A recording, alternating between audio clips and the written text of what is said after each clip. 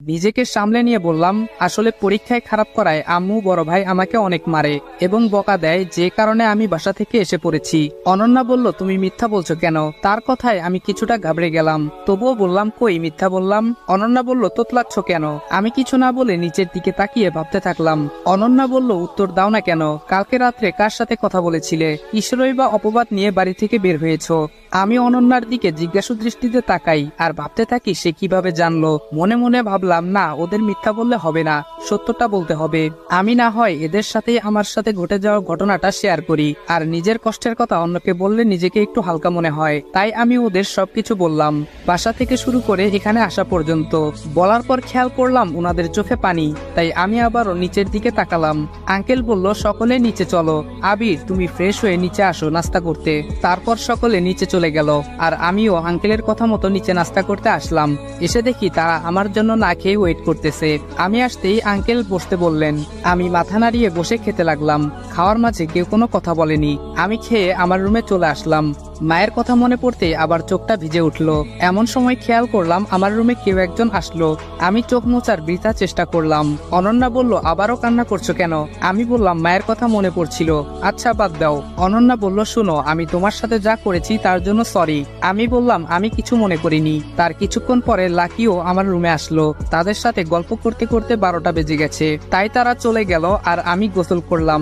তার কিছুক্ষণ পরে আজান দিল, আমি নামাজ শেষ করলাম। তখন একজন এসে বলল, আঙ্কেল নিচে খেতে ডাকছেন। আমি নিচে চলে গেলাম।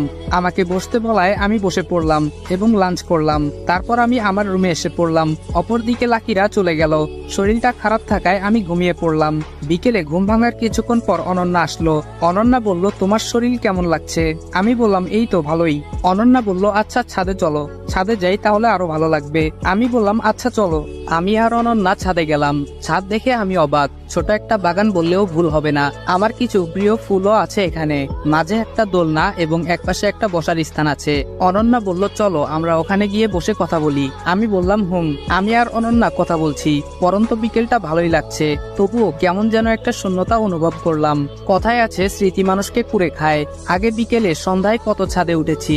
অনন্যা বলল, কি ভাবছো? কথা ঘুরিয়ে বললাম, দেখো সূর্যটা কত সুন্দর লাগছে। অনন্যার সাথে আরো কিছুক্ষণ গল্প করলাম। তখন অনন্যা বলল, নিচে চলো, সন্ধ্যা হয়ে গেছে। দেখতে দেখতে 1 সপ্তাহ চলে গেল। এই কয়দিনে আমি অনেকটা সুস্থ হয়ে গেলাম এবং অনন্যার সাথে অনেকটা ফ্রি হয়ে গেছি। 1 সপ্তাহ পরে আঙ্কেল বলল, তোমাকে অনন্যার সাথে একই কলেজে ভর্তি করে দিব। আর তোমার ভালো ড্রেস নেই, তাই অনন্যার সাথে আজকে শপিং এ যাবে। আমি মাথা নাড়িয়ে হ্যাঁ জানালাম। অনন্যা বলল, চলো এখনই যাই। আমি বললাম, আচ্ছা। তারপর আমি আর অনন্যা গাড়ির কাছে গেলাম।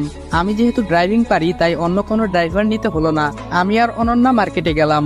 অনন্যার পছন্দ মতো ড্রেস কিনলাম। কেনার শেষে অনন্যা আমাকে একটা মোবাইলের দোকানে নিয়ে গেল আর আমার জন্য একটা মোবাইল কিনলো। মার্কেট করতে করতে দুপুর হয়ে গেল, তাই আমরা একটা রেস্টুরেন্টে গেলাম আর অনন্যাই অর্ডার দিল, তাই দুপুরে খেয়ে বাসায় চলে গেলাম। বাসায় গিয়ে ফ্রেশ হয়ে ঘুমিয়ে গেলাম। বিকালে অনন্যা এসে আমাকে ডেকে তুললো আর বলল তার বাবা ডাকছেন। আমি ফ্রেশ হয়ে নিচে গেলাম। গিয়ে দেখি আঙ্কেল বসে আছেন। তিনি বললেন, তুমি আর অনন্যা কোথাও থেকে ঘুরে আসো। আমি মনে মনে বললাম, হঠাৎ এটা বললো কেন? আঙ্কেলকে বললাম, আচ্ছা ঠিক আছে। তখন দেখি অনন্যা রেডি হয়ে নিচে আসছে। হালকা মেকআপে ওকে অপসরীর মতো লাগছে। অনন্যা এসে আমাকে ধাক্কা দিল। তখন আমার ঘোর কাটলো। আঙ্কেলকে বলে আমি আর অনন্যা বের হলাম। তখন অনন্যা বলল, জানো, আমি বাবাকে বলেছি আমরা কোথাও ঘুরে আসি, চলেন ফ্ল্যাশব্যাক থেকে ঘুরে আসি। অনন্যা বলল, বাবা, আমি আর আবির কোথাও থেকে ঘুরে আসি। আঙ্কেল বলল, কেন? অনন্যা বলল, বাবা, আসলে আবির তো এখানে কিছুই চিনে না, আর ওকে নিয়ে ঘুরে আসি আর ওর মনও ভালো থাকবে। আঙ্কেল বলল, সে কি যাবে? অনন্যা বলল, বাবা, তুমি বললে ও না করবে না। আঙ্কেল বলল, আচ্ছা আমি বলবো। অনন্যা বলল, ওকে বাবা, বর্তমানে আসেন। আমি বললাম, তুমি আমাকে নিয়ে আসলে কেন? অনন্যা বলল, এমনি আনছি। আমরা কথা বলতে বলতে গাড়ির কাছে আসলাম, কিন্তু অনন্যা বলল, আমি রিক্সাতে যাব। আমি কিছু না বলে ওর কথা মতো রিক্সা খুঁজলাম। রিক্সা আসলে অনন্যা একটা ঠিকানা বলল। রিক্সা সেখানে নিয়ে গেল। যাওয়ার সময় আমি ওর কাছ থেকে একটু দূরে সরে বসলাম। তখনই অনন্যা বলল, এত দূরে বসেছো কেন? পড়ে যাবে তো। আমি বললাম, না, আমি ঠিক আছি। অনন্যা বলল, বেশি কথা বলো কেন? একটু এদিকে আসো। আমি ওর কথায় একটু ওর দিকে চেপে বসলাম। কথা বলতে বলতে রিক্সা তার গন্তব্যে চলে আসলো। এসে বুঝতে পারলাম এটা কোনো পার্কে এসেছি। তখন অনন্যা বলল, নিচে নামো, আমরা চলে এসেছি। আমি নেমে পড়লাম। ভাড়া দিয়ে আমি আর অনন্যা পার্কে প্রবেশ করলাম। পার্কে গিয়ে দেখি সবাই জোড়ায় জোড়ায় বসে আছে। আমি আর অনন্যা একটা জায়গায় গিয়ে বসলাম, আর অনন্যার সাথে কথা বলতে বলতে মনটা ভালো লাগলো। পরে আমি আর অনন্যা চলে আসলাম বাসায়। পরের দিন আঙ্কেল বলল কলেজে তিনি ভর্তির ব্যাপারে বলেছেন, আর উনারা বলেছেন আগের কলেজের ছাড়পত্র লাগবে। এজন্য আমি আঙ্কেলের থেকে বিদায় নিয়ে আমি আমার গ্রামের দিকে চললাম। বাসের টিকিট কিনে বাসে উঠে পড়লাম। আমাদের বাস স্ট্যান্ড পৌঁছাতে দুপুর 12টা বেজে গেল। আমি মুখে মাস্ক পরেছিলাম, তাই কেউ আমাকে চিনতে পারলো না। আমি অফিস রুমে গিয়ে প্রয়োজনীয় কাগজপত্র নিয়ে বের হয়ে আসতে যাব, তখন ওই জান্নাতকে দেখলাম দূরে তার বান্ধবীদের সাথে দাঁড়িয়ে আছে, কিন্তু তাকে দেখে মনে হচ্ছে সে ভালোই আছে। আমি আর না তাকিয়ে চলে আসলাম। আবার টিকিট কেটে বাসে উঠলাম। তখন দেখলাম আম্মু এবং ভাবি কোথায় যেন যাচ্ছে, আর আম্মুকে দেখে আমার চোখে জল এসে গেল। মনে হচ্ছে আম্মুকে গিয়ে জড়িয়ে ধরি, কিন্তু তার কোনো সুযোগ নেই। তাদের কাছে আমি অপরাধী। আমি কিভাবে যাব তাদের কাছে?